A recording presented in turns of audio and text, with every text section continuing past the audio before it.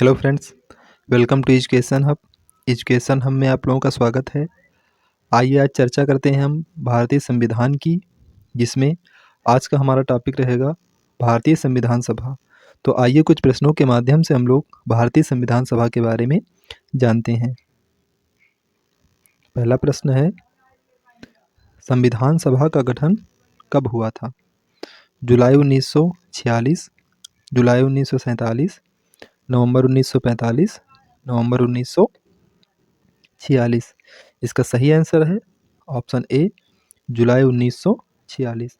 संविधान सभा का गठन जुलाई 1946 ईस्वी को किया गया था। आपको बता दूं कि संविधान सभा का विचार सर्वप्रथम स्वराज पार्टी के द्वारा 1924 ईस्वी को प्रस्तुत किया गया था। अगला प्रश्न है, संविधान सभा में कुल कितने सदस्यों की संख्या निर्धारित की गई थी? ऑप्शन है 289, 296, 389, 273। इसका सही आंसर है ऑप्शन सी, 389। संविधान सभा में कुल सदस्यों की संख्या 389 थी, जिसमें से 292 ब्रिटिश प्रांतों के प्रतिनिधि थे तथा 93 देसी रियासतों के प्रतिनिधि शामिल थे। अगला प्रश्न है,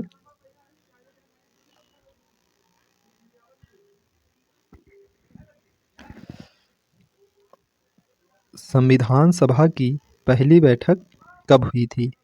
9 दिसंबर 1946, 13 दिसंबर 1946, 11 दिसंबर 1947। इनमें से कोई नहीं। इसका सही आंसर है ऑप्शन ए, 9 दिसंबर 1946। आपको बता दूं कि 9 दिसंबर 1946 ईस्वी को संविधान सभा की पहली बैठक नई दिल्ली स्थित काउंसिल चैम्बर के पुस्तकालय भवन में हुई थी। उस समय उस सभा के सबसे बुजुर्ग सदस्य डॉक्टर सच्चिदानंद सिन्हा जी को अस्थायी अध्यक्ष के रूप में चुना गया था। अगला प्रश्न है, निम्नलिखित में से किसे संविधान सभा का अस्थायी अध्यक्ष चुना गया था? डॉक्टर राजेंद्र प्रसाद, पंडित जवाहरलाल नेहरू, सच्चिदानंद सिन्हा, मनमोहन सिंह। इसका सही आंसर है ऑप्शन सी, सच्चिदानंद सिन्हा। सच्चिदानंद सिन्हा जी को संविधान सभा का अस्थायी अध्यक्ष चुना गया था। अगला प्रश्न है, निम्नलिखित में से किस देशी रियासत के प्रतिनिधि संविधान सभा में सम्मिलित नहीं हुए थे? ऑप्शन है हैदराबाद, जम्मू कश्मीर, जूनागढ़, उपरोक्त सभी। इसका सही आंसर है ऑप्शन ए, हैदराबाद। हैदराबाद एक ऐसी देशी रियासत थी जिसके प्रतिनिधि संविधान सभा में सम्मिलित नहीं हुए थे। अगला प्रश्न है, निम्नलिखित में से किसे संचालन समिति का अध्यक्ष चुना गया था? ऑप्शन है सच्चिदानंद सिन्हा, पंडित जवाहरलाल नेहरू, डॉक्टर राजेंद्र प्रसाद, भीमराव अंबेडकर। आपको बता दूं कि सच्चिदानंद सिन्हा जी को अस्थायी अध्यक्ष के रूप में चुना गया था। पंडित जवाहरलाल नेहरू जी को संघीय समिति का अध्यक्ष चुना गया था। डॉक्टर राजेंद्र प्रसाद जी को संविधान सभा का जो है संचालन समिति का अध्यक्ष चुना गया था और भीमराव अंबेडकर जी को प्रारूप समिति का अध्यक्ष चुना गया था। इसलिए इसका सही आंसर है option C, doctor Rajendra Prasad. Doctor Rajendra Prasad को संचालन समिति का अध्यक्ष चुना गया था। अगला प्रश्न है, संघीय संविधान समिति के अध्यक्ष कौन थे?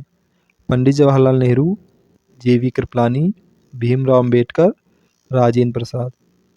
इसमें पंडित जवाहरलाल नेहरू संघीय समिति के अध्यक्ष थे, जेवी कृपलानी मौलिक अधिकार उप समिति के अध्यक्ष थी, भीमराव अंबेडकर प्रारूप समिति के अध्यक्ष थे और डॉक्टर राजेंद्र प्रसाद संविधान सभा के स्थायी अध्यक्ष के रूप में चुने गए थे। इसलिए यहाँ पर इसका सही आंसर है ऑप्शन ए, पंडित जवाहरलाल नेहरू। अगला प्रश्न है, प्रारूप समिति के अध्यक्ष कौन थे? जीवी कृपलानी, एच.सी. मुखर्जी, भीमराव अम्बेडकर, डॉक्टर राजेंद्र प्रसाद। इसका सही आंसर है ऑप्शन सी, भीमराव अम्बेडकर। भीमराव अम्बेडकर जी प्रारूप समिति के अध्यक्ष थे, जिसमें इनके साथ साथ 6 अन्य सदस्य भी प्रारूप समिति में शामिल थे, जिसकी चर्चा अभी हम लोग आगे प्रश्न में करेंगे। प्रांतीय संविधान समिति के अध्यक्ष कौन थे? सरदार वल्लभ भाई पटेल, राजेंद्र प्रसाद, बलदेव सिंह, इनमें से कोई नहीं। इसका सही आंसर है सरदार वल्लभ भाई पटेल। सरदार वल्लभ भाई पटेल जी को प्रांतीय संविधान समिति का अध्यक्ष चुना गया था। अगला प्रश्न है,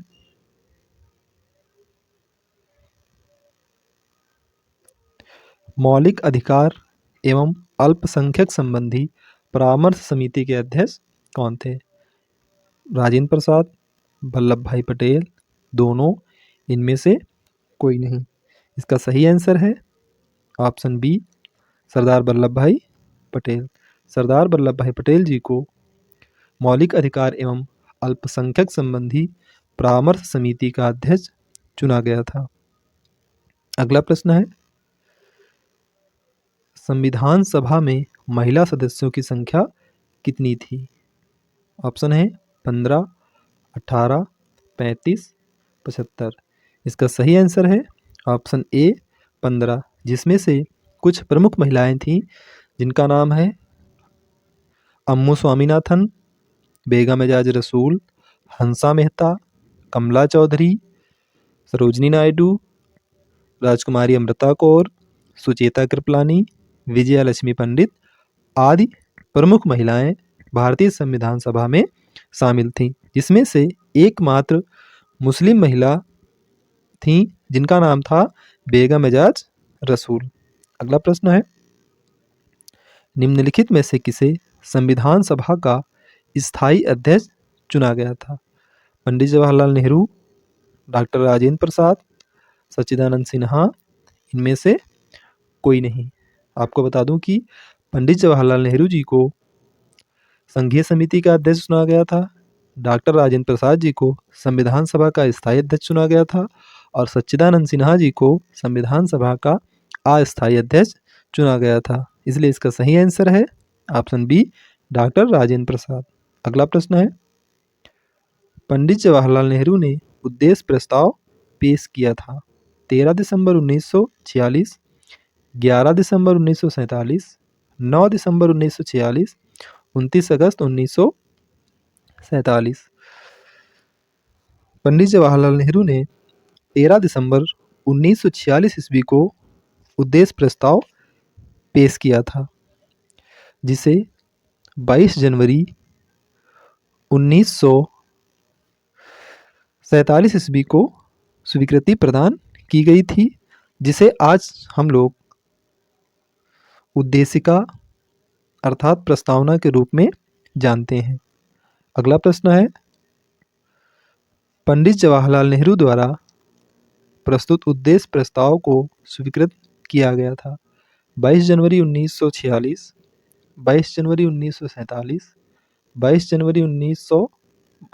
जुलाई 1947, 22 जनवरी 1947, 26 नवंबर 1947। इसका सही आंसर है ऑप्शन सी, 22 जनवरी 1947।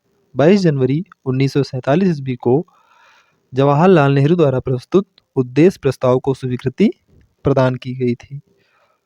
अगला प्रश्न है,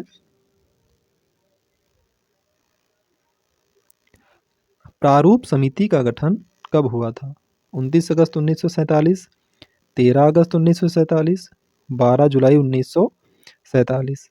इसका सही आंसर है ऑप्शन ए, 29 अगस्त 1947। प्रारूप समिति का गठन 29 अगस्त 1947 ईस्वी को किया गया था, जिसमें कुल 7 सदस्य शामिल थे, जिनका नाम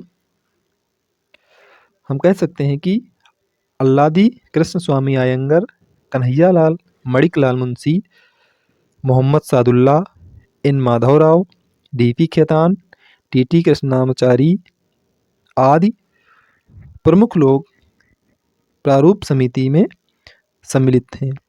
अगला प्रश्न है, प्रारूप समिति में कुल कितने सदस्य थे?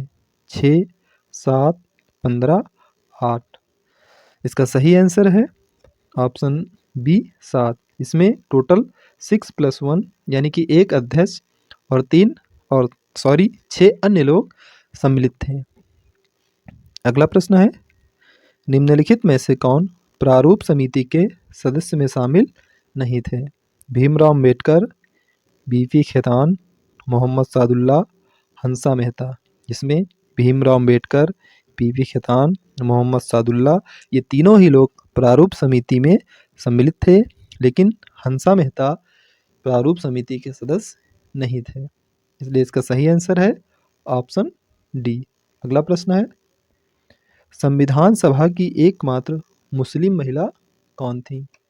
ऑप्शन है बेगम एजाज रसूल, कमला चौधरी, सरोजनी नायडू, विजयलक्ष्मी पंडित। इसका सही आंसर है ऑप्शन ए बेगम एजाज रसूल। बेगम एजाज रसूल एकमात्र मुस्लिम महिला थी। अगला प्रश्न है, संविधान निर्माण में कुल कितने दिन लगे थे? 2 वर्ष 11 माह 22 दिन, 2 वर्ष 11 माह 18 दिन, 365 दिन, 3 वर्ष 12 माह 28 दिन। इसका सही आंसर है ऑप्शन बी 2 वर्ष 11 माह 18 दिन। संविधान निर्माण में कुल 2 वर्ष 11 माह 18 दिन लगे थे। अगला प्रश्न है, जो कि इस वीडियो का लास्ट प्रश्न होगा, संविधान सभा की अंतिम बैठक कब हुई थी? 24 जनवरी 1950, 26 जनवरी 1950, 24 नवंबर 1949, 26 नवंबर 1949। संविधान सभा की अंतिम बैठक 24 जनवरी 1950 ईस्वी को हुई थी, लेकिन संविधान को पूर्णतया 26 जनवरी 1950 ईस्वी को लागू किया गया था।